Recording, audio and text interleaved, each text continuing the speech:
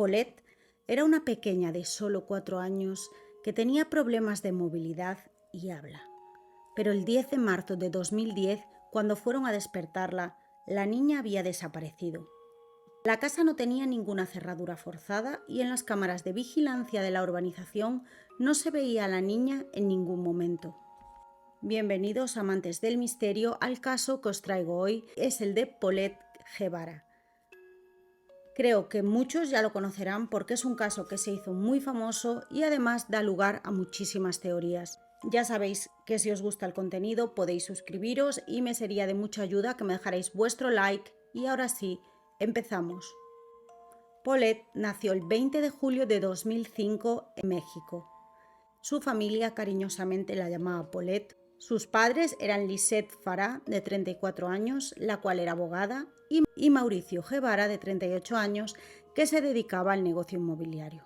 Tenía una hermana mayor llamada Lisette Guevara Farah, también conocida como Chess, de 7 años. Paulette nació prematura con tan solo 25 semanas de gestación y los médicos le dijeron que no tenía muchas posibilidades de salir adelante, pero que si lo hacía no iba a poder hablar ni caminar y que necesitaría ayuda prácticamente para todo. El motivo es que la pequeña había sufrido un derrame que le había afectado al cerebro, pero Paulette consiguió salir adelante y a pesar de que tenía deficiencia motriz, trastorno del lenguaje, la pequeña consiguió caminar y hablar, aunque necesitaba ayuda para mover y comunicarse.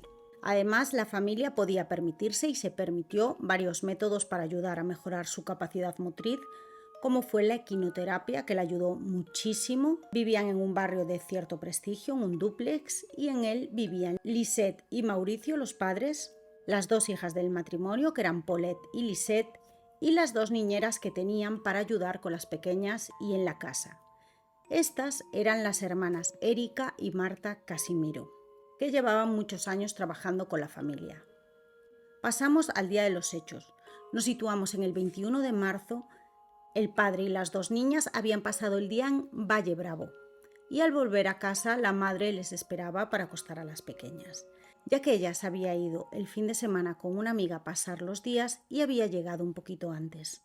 Acostó primero a Lisette y con la ayuda de Erika, la nani, le dieron la medicación y acostaron a Paulette. La pequeña se estaba todavía habituando a su nueva cama, porque hacía poco más de 2 semanas que se la habían cambiado, le habían quitado la cuna y ahora dormía en una cama grande de matrimonio, así que a ambos lados le ponían unas almohadas para que la pequeña no se cayese, ya que tenía la deficiencia motriz y la niña podía moverse y llegar a caerse y no poder avisarlos. En ese momento todos se fueron a dormir y al día siguiente, el lunes 22 de marzo, la niñera Erika despertó a Lisette, de 7 años, la preparó, la llevaron al autobús del colegio, ya que ella entraba un poquito antes, y después se fue a despertar a Paulette, de 4 años, pero no la encuentra en cama. En ese momento no se preocupó, pensó que tal vez se había levantado y que estaba con alguno de sus padres. Se dio una vuelta por la casa, pero no la vio. Así que se asomó en la habitación de los padres y vio que estaba solo la madre. Pensó que tal vez la pequeña se había encontrado mal y que el padre la había llevado al médico porque esto ya había pasado alguna vez. Pero en cuestión de minutos, el padre llega de hacer deporte, así que se queda muy extrañada y le pregunta si ha visto a la pequeña. Él le dice que no la ha visto y que probablemente esté con su madre sin mucha preocupación. Erika va junto de la madre y esta le dice prácticamente lo mismo, que estará en cama o con el padre. No le dieron mucha importancia en un primer momento porque era un sitio con mucha seguridad y tenían cámaras de vigilancia, pero en ese momento llega Marta, la otra niñera y hermana de Erika, y esta le explica lo que sucede. Dicen que ven cero preocupación por parte de los padres, pero que ellas se empiezan a poner nerviosas porque la niña no la encuentran por ningún lado. Al cabo de un rato se dan cuenta de que efectivamente la niña no está en casa. Mauricio llamó a su hermana y esta hizo que el gobierno pusiese en búsqueda a la pequeña y después informaron a las autoridades. La tía de Paulette, Arlette Farah, envió correos, subió la foto de la niña a las redes sociales y esto hizo que se hiciese muy conocido a nivel mundial este caso. Y la familia colocó la foto y los datos de Paulette Guevara en grandes carteles por toda la ciudad. El caso se hizo rápidamente famoso y conocido. El encargado del caso era el procurador del Estado de México, Alberto Badbad, Empezaron con la investigación, lo tomaron como un secuestro, pero no había señales de que eso hubiese sucedido, no había nada roto, no había nada fuera de lugar, las entradas no estaban forzadas. Además, recordemos que las viviendas tenían vigilancia, pero casualmente esa noche las cámaras no grabaron por algún tipo de fallo.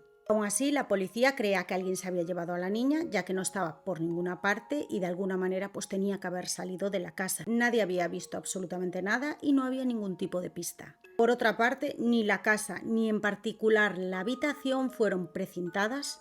De hecho, es todo lo contrario. Multitud de personas entraban y salían de ella. Aunque aparentemente lo enfocaban como un secuestro y no como un crimen, la habitación debería de haber sido tomada más en cuenta. Y más tarde entenderéis el porqué. De hecho, tras la desaparición, se quedaron a dormir varios amigos y familiares en la casa y Amanda de la Rosa, una amiga íntima de la madre, durmió en cama de la pequeña durante 4 noches seguidas. Un hecho que más adelante os resultará muy perturbador. Es decir, que si en cualquier caso había una pista, una huella, una mancha, un pelo, lo que sea, se había contaminado y no iba a servir absolutamente de nada.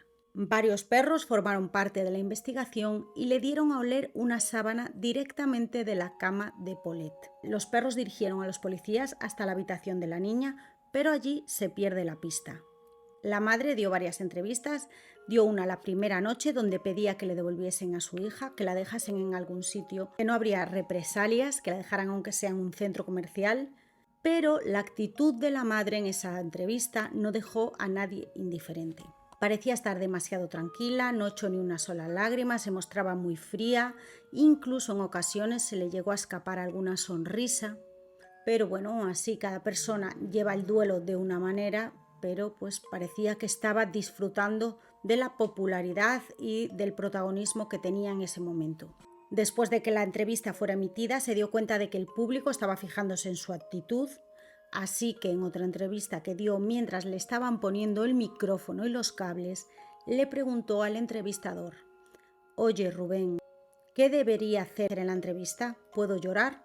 Se giró hacia su amiga Amanda de la Rosa, que estaba allí, y le dijo: «Amiga, ¿qué te parece si lloro en la entrevista para que se vea más real esto o no lloro?». Esto lo contaría el entrevistador posteriormente y os voy a dejar abajo el link para que podáis escuchar pues todo lo que este hombre dijo.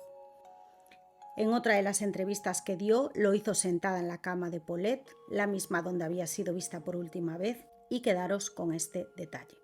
Como es habitual en estos casos, se interrogó a los padres, a las niñeras, y ahí Erika, una de las niñeras, confirma que no fue Lisette quien acostó a Paulette, sino ella.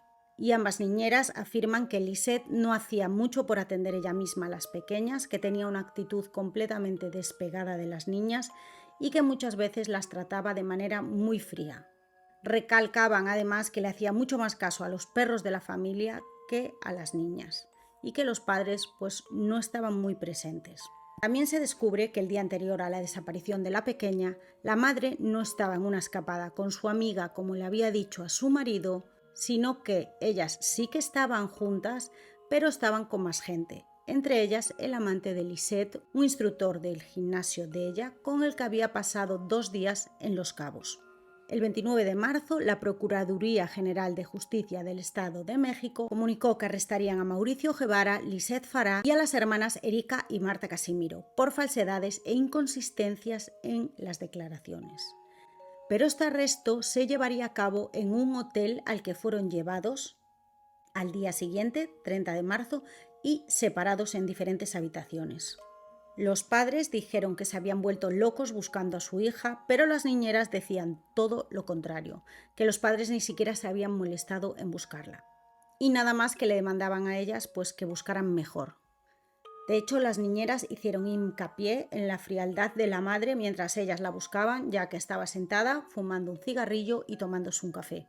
Dijeron que Mauricio sí que parecía preocuparse un poquito más, que abrió los armarios para ver si la pequeña se había escondido, pero que era algo que con las limitaciones que ella tenía pues parecía imposible. De hecho, recordemos que quien llamó a la policía para dar aviso fue la hermana de Mauricio después de que él la avisase. No fueron los padres, fue la hermana de Mauricio. Él, cuando su hija desapareció, llamó a su hermana. Con toda esta información, evidentemente el caso estaba empezando a pasar de un secuestro a un crimen y la familia se estaba convirtiendo en la principal sospechosa.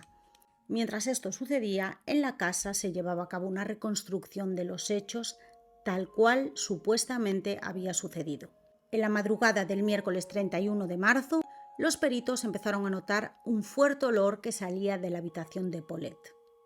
Empezaron a deshacer la cama y cuando desenvolvieron la parte que está metida en los pies, se dan cuenta de que había una gran mancha de lo que parecía ser sangre. Siguen levantando y es entonces cuando hacen un terrible descubrimiento. El cuerpo de Paulette fue encontrado en su propia habitación, donde anteriormente los expertos habían entrado con perros entrenados y la cual supuestamente el cuerpo sin vida de la pequeña Paulette de solo 4 años estaba en su propia habitación desde hacía 19 días.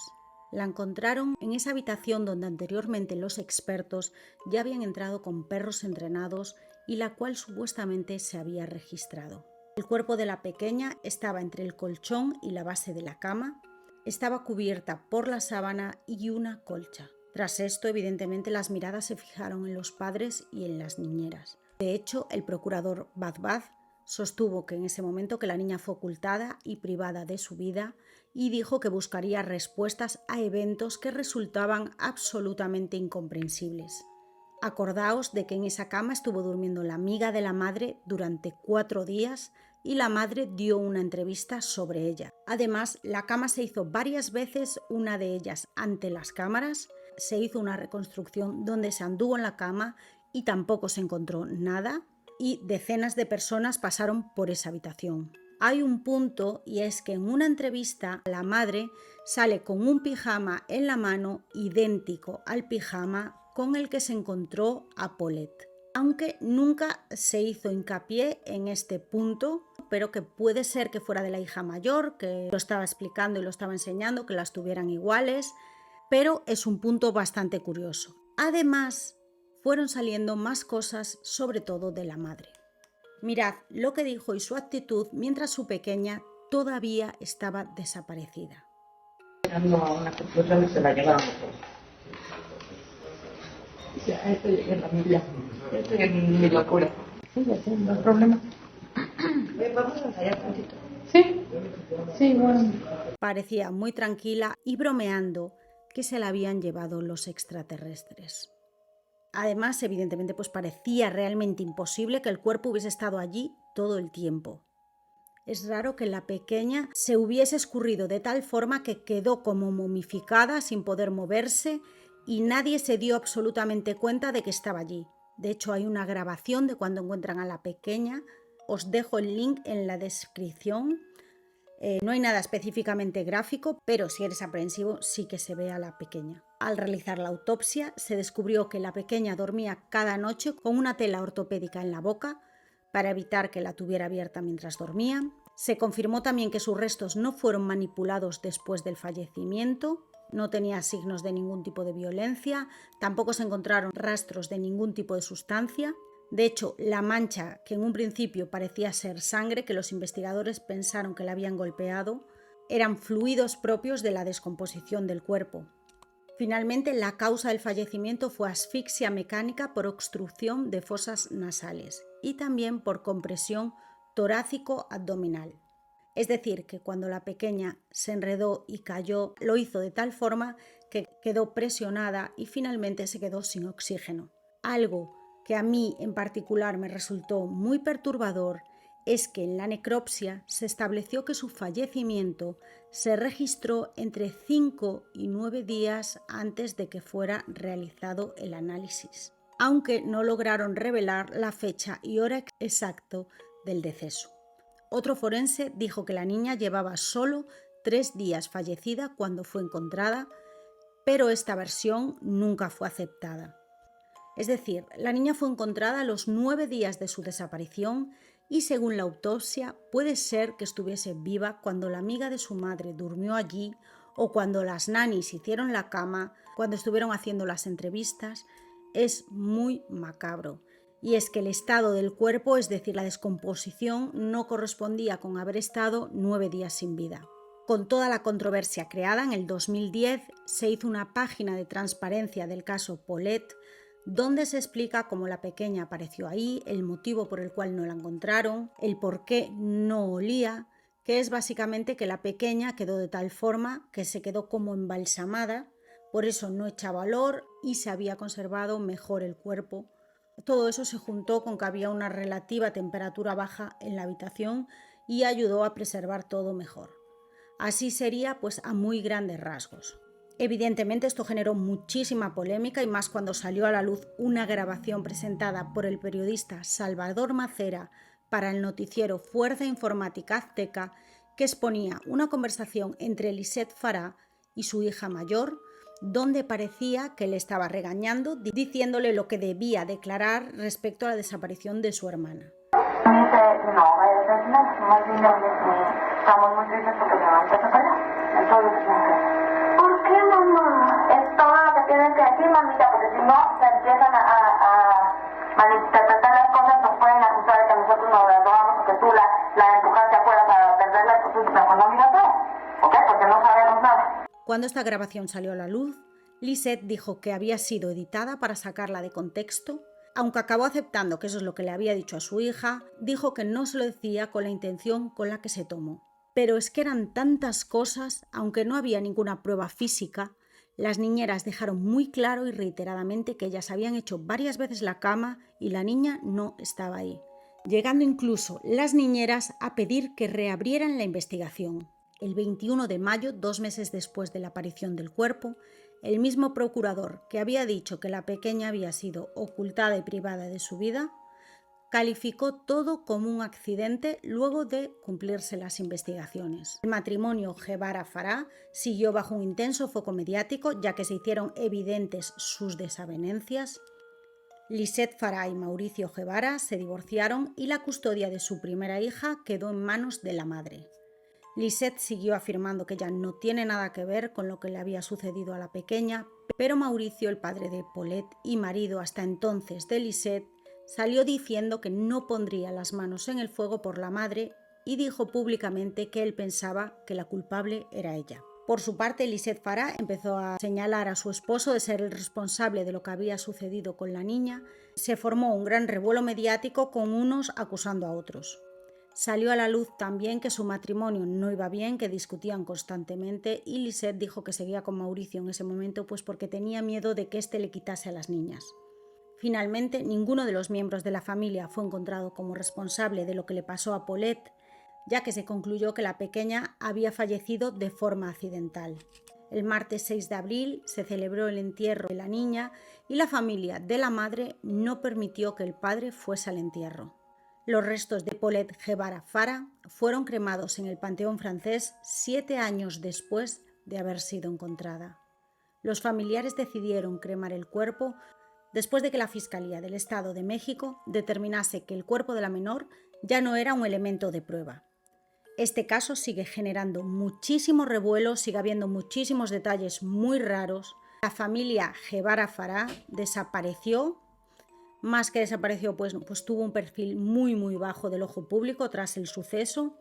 No se había sabido nada de ellos hasta hace algunos meses, cuando la hermana de Paulette, identificada como Chess, y su mamá, Lisette Farah, reaparecieron juntas en un vídeo de TikTok. Chess tiene una cuenta de TikTok en la que solía subir vídeos. Sin embargo, cuando la gente se dio cuenta de quién era, ocultó y eliminó vídeos porque comenzó a recibir comentarios negativos hacia ella y hacia toda su familia por lo ocurrido en 2010 con el caso de su hermana menor.